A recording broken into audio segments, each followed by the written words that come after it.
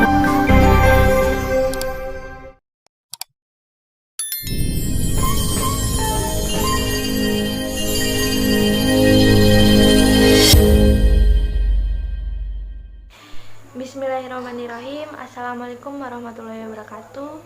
Perkenalkan, kami dari kelompok 8 ingin mempresentasikan hasil makalah kami yang berjudul Institusi Pendidikan. Di sini sebelum melanjut ke topik pembahasan atau materi, saya akan memperkenalkan anggota kelompok kami. Yaitu yang pertama, saya sendiri sebagai moderator dan pemateri 1, yaitu Awalul Fitriana dengan NIM 206-2069. Untuk selanjutnya pemateri 2 ada Andrian Wahyu Prasetya dengan NIM 206-2057. Dan terakhir pemateri yang ketiga yaitu Asa Satmika Cahyaningrum dengan NIM 206-2067. Di sini saya langsung saja akan menjelaskan tentang apa itu institusi pendidikan. Lebih tepatnya pengertian. Institusi pendidikan adalah sebuah lembaga atau kayak lembaga badan yang menyelenggarakan kegiatan seperti pelatihan, kegiatan pendidikan seperti belajar mengajar. Dan dari segi bentuknya, institusi pendidikan itu dibedakan menjadi dua, yaitu ada pendidikan formal dan pendidikan non formal. Untuk pendidikan formal sendiri itu seperti sekolah dasar, sekolah menengah pertama, sekolah menengah atas, dan perguruan tinggi. Sedangkan untuk pendidikan non formal sendiri itu seperti lembaga kursus, seperti pelatihan dan sebagainya. Di sini saya akan menjelaskan sekolah itu sebagai institusi lembaga pendidikan merupakan wadah tempat proses pendidikan dilakukan yang memiliki sistem yang kompleks dan dinamis. Dalam kaitannya, sekolah adalah tempat yang bukan hanya sekedar tempat berkumpul guru atau murid, melainkan berada pada suatu tatanan yang rumit dan saling berkaitan. Di sini institusi pendidikan ini juga berguna untuk mendaftarkan kerja. Dan untuk materi selanjutnya akan disampaikan teman saya yaitu Andrian Wahyu Prasetya. Andrian akan melanjutkan materi yang pertama tadi. Oke, di sini saya akan membahas tentang B, keluarga sebagai institusi pendidikan. Salah satu komponen penting dari proses pendidikan adalah masukan lingkungan, dan salah satu masukan lingkungan tersebut adalah keluarga.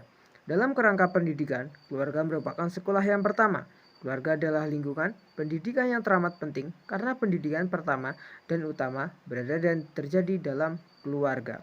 Dengan demikian, bahwa masukan lingkungan keluarga punya andil besar dalam mencapai tujuan pendidikan, terlebih lagi dalam rangka mewujudkan kemandirian sasaran di keluarga didik. Keluarga bisa dibedakan menjadi dua jenis, yakni keluarga besar dan keluarga inti. Keluarga bisa dikatakan sebagai institusi pendidikan pertama karena keluarga adalah tempat di mana anak pertama kali mendapat pendidikan. Sedangkan dikatakan utama karena hampir semua pendidikan awal yang diterima anak adalah lingkup dalam keluarga. Ayah dan ibu sebagai pendidik dan anak sebagai yang terdidik. Tugas keluarga adalah meletakkan dasar-dasar bagi perkembangan anak agar berkembang secara baik. Suasana pendidikan keluarga itu sangat menentukan sebab dari dalam ini keseimbangan jiwa di dalam perkembangan individu selanjutnya ditentukannya.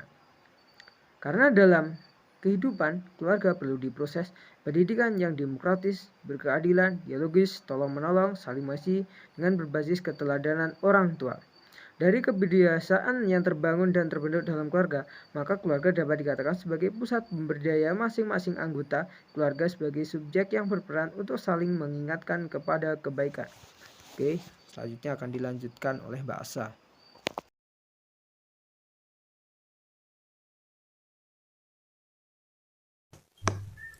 Pendidikan formal.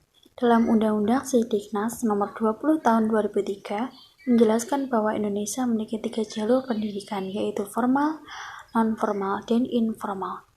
Pendidikan formal adalah lembaga yang disebut dengan sekolah yang merupakan bagian dari pendidikan yang berjenjang dan berkesinambungan. Sekolah berfungsi untuk mempertahankan dan mengembangkan tatanan-tatanan sosial serta kontrol sosial melalui program-program atau kurikulum yang diberikan.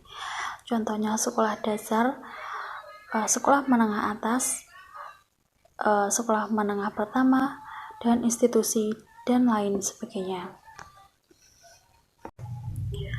Proses pendidikan karakter tidak bisa instan, oleh karena itu pendidikan karakter haruslah dimulai sejak dini dan diupayakan oleh lembaga pendidikan formal yang bersifat lebih mengikat, lebih terarah, dan terukur. Pendidikan karakter adalah suatu sistem penanaman nilai-nilai karakter kepada warga sekolah yang meliputi komponen pengetahuan, kesadaran, atau kemauan, dan tindakan untuk melaksanakan nilai-nilai tersebut. Untuk itu, semua komponen sekolah atau perangkat pendidikan harus melibatkan diantaranya isi kurikulum, proses pembelajaran dan penilaian, penanaman atau pengolahan mata pelajaran, pengolahan sekolah, pelaksanaan aktivitas kurikuler, pemberdayaan sarana dan prasarana, dan lain sebagainya. Pendidikan non-formal. Pendidikan non-formal ini sebagai peningkat pendidikan informal, pelengkap pendidikan formal. Menurut Joseph, pendidikan merupakan kegiatan yang selalu mendampingi hidup manusia, sejak dari bangsa yang sederhana, peradaban, sampai bangsa yang tinggi peradaban. Sehingga dalam hal ini, pendidikan non-formal tidak hanya paling tua, tapi menurut sejarahnya juga paling banyak kegiatannya dan paling luas jangkauannya. Kebanyakan program pendidikan non-formal ini diarahkan untuk pelayanan kebutuhan pelajaran yang penting dan memberikan yang diberikan keuntungan pada warga belajarnya, yang pada umumnya tidak disajikan pada pendidikan formal. Pendidikan non-formal, jalur pendidikan di luar pendidikan formal yang dapat melaksanakan secara struktur dan berjenjang. Abu Bakar Ahmadi menjelaskan lembaga pendidikan non-formal adalah semua bentuk pendidikan yang dilaksanakan dengan sengaja, tertib, dan terencana di luar kegiatan lembaga sekolah.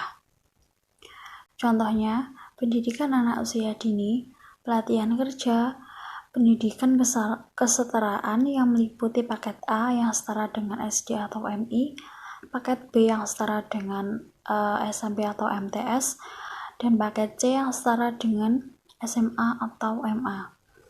Lalu pendidikan Al-Quran, pendidikan diniyah taklimiyah, dan lain sebagainya. Baik, terima kasih.